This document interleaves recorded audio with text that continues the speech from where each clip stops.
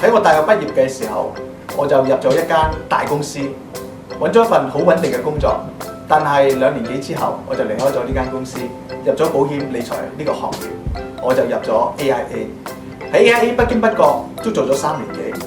喺呢3年裏邊，我自己嘅得着真係好大。第一，我揾到一個相對上都幾唔錯嘅收入；第二，多咗好多自己嘅私人時間同埋俾屋企嘅時間；第三，就係自己嘅圈子咧擴闊咗好多，認識咗唔同階層、唔同職業嘅人。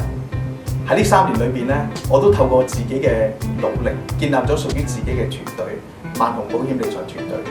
喺我自己嘅團隊裏邊，我哋之間唔係一個上司下屬嘅關係，係真係好似朋友手足一樣，大家做嘢好開心，好有滿足感。所以我好希望，如果你係後生嘅一代，亦都希望喺將來尋求一個更加大嘅發展空間同突破，我都誠邀你哋加入我哋萬鴻保險理財團隊，一齊為我哋嘅將來打拼。